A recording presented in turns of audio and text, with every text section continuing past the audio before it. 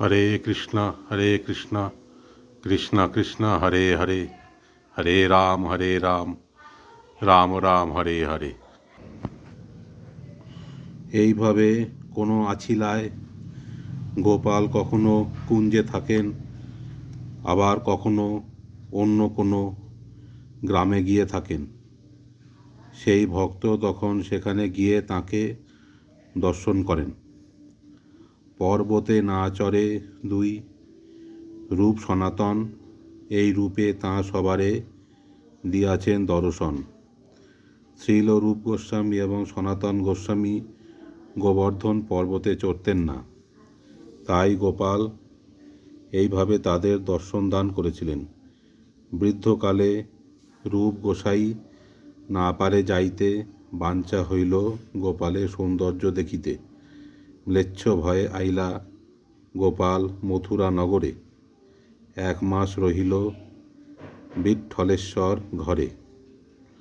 বৃদ্ধকালে শ্রীল রূপ গোস্বামী সেখানে যেতে পারতেন না, কিন্তু তাঁর গোপালের সৌন্দর্য দর্শন করার বাসনা হয়েছিল। তাই মুসলমানদের ভয়ে ভীত হওয়ার লীলা বিলাস করে গোপাল মথুরানগরে এসেছিলেন এবং 1 মাস বিট্ঠলেশ্বরে গৃহে ছিলেন।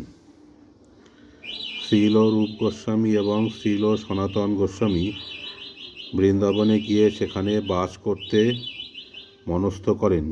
শ্রী চৈতন্য মহাপ্রভু দৃষ্টান্ত অনুসরণ করে তাঁরা গোবর্ধন পর্বতে চড়তেন না, কেননা তারা গোবর্ধন পর্বতকে পরমেশ্বর ভগবান শ্রীকৃষ্ণ থেকে অভিন্ন বলে মনে করতেন। গোপাল যেমন শ্রী চৈতন্য মহাপ্রভুকে দর্শন দিয়েছিলেন, তাদেরও তেমনভাবে দর্শন দিয়েছিলেন। বৃদ্ধকালে শ্রীল রূপ গোস্বামী গোবর্ধনে যেতে অসমর্থ হওয়ায় গোপালের সৌন্দর্য দর্শন করতে তার বাসনা হয়েছিল। গোপাল তখন শ্রীল রূপ গোস্বামীকেও কৃপা করবার জন্য ওইভাবে ম্লেচ্ছ ভয়ে ভীত হওয়ার ছল করে মথুরা নগরে বিট্ঠলেশ্বরের ঘরে 1 মাস ছিলেন। তবে রূপ গোসাই সব নিজগণ লইয়া 1 মাস দর্শন কইলা মথুরায় রহিয়া।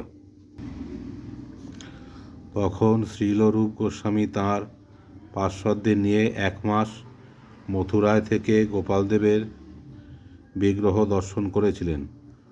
ভক্তি রত্নাকর গ্রন্থে পঞ্চম তরঙ্গে বিট্ঠলেশ্বরের সম্বন্ধে বলা হয়েছে, বিট্ঠলের সেবা কৃষ্ণ চৈতন্য বিগ্রহ, তাহার দর্শনে হইল পরম আগ্রহ।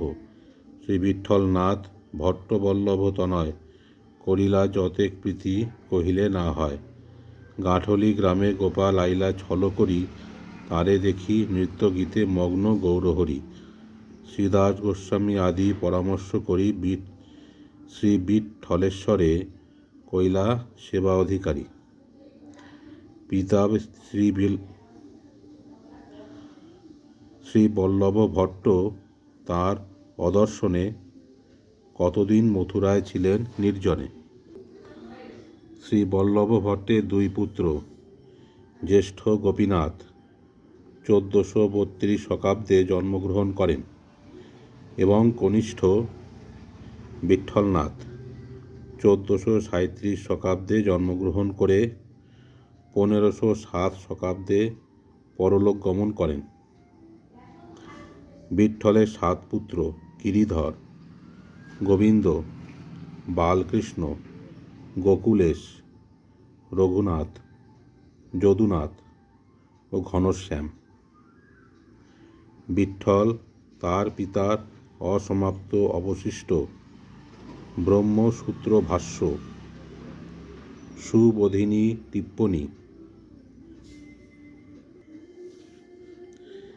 বিদ্বন মণ্ডন, শৃঙ্গার রস মণ্ডন, নেশাদেশ বিবরণ, প্রভৃতি গ্রন্থ রচনা করেন।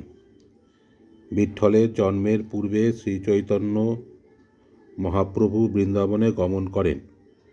শ্রীল রূপ গোস্বামী বৃদ্ধ বয়সে মথুরায় শ্রী গোপাল বল্লভ তনয় বিঠ্ঠলনাথের গৃহে 1 মাস ছিলেন। সঙ্গে গোপাল ভট্ট, দাস রঘুনাথ ভট্ট গোস্বামী আর লোকনাথ। শ্রীল রূপ গোস্বামী যখন মথুরায় অবস্থান করেন তখন তাঁর সঙ্গে ছিলেন গোপাল ভট্ট গোস্বামী, রঘুনাথ দাস গোস্বামী, রঘুনাথ ভট্ট গোস্বামী এবং লোকনাথ দাস গোস্বামী।